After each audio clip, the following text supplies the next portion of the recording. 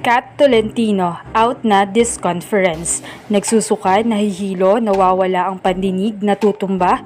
Choco Mucho, kaya pa bang maka-finals?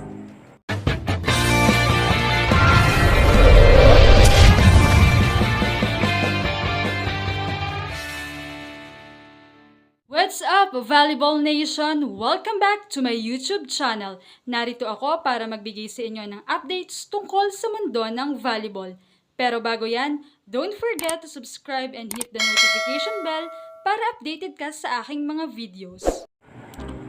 Papalapit na nga ang next level ng PBL All-Filipino Conference kung saan ay ilang games na lamang ang natitira sa elimination round at malalaman na natin kung sino-sino ang bubuo sa Final Four para sa darating na semi-final round.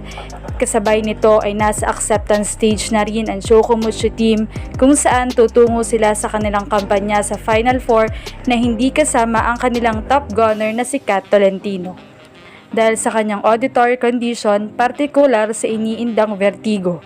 Nasa bench lang lagi si Kat sa nagdaang 5 games nila at wala pang ang kasiguraduhan kung kailan siya makakabalik. Para sa mga walang ideya sa vertigo, ito ang sakit na mahirap labanan. Ang vertigo ay isang uri ng pagkahilo kung saan ang pakiramdam ay umiikot ka o ang iyong paligid.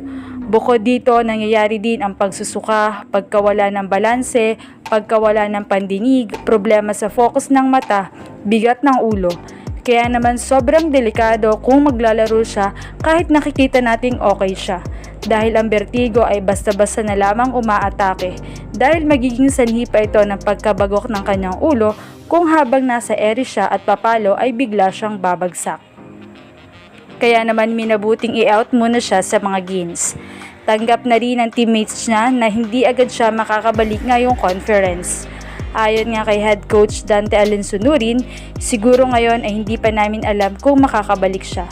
Pero yun nga, pinapalagay na rin namin yung loob namin na baka hindi na siya makabalik talaga this conference. Bagaman wala naman sikat sa team ay patuloy pa rin naman ang pagkapanalo ng Choco Mucho sa kanilang mga past games. Pero ang sigaw din ng marami ay kailangan mag-step up ni Tobino. Bagaman iba talaga ang factor kung nasa loob si Kat ng court, pero naniniwala si Coach Dante na kaya namang gawin ni Tobino ang role niya. Pagpapahayag pa nga ni Coach Dante, siguro may factor na rin yung hindi paglaro ni Kat sa amin.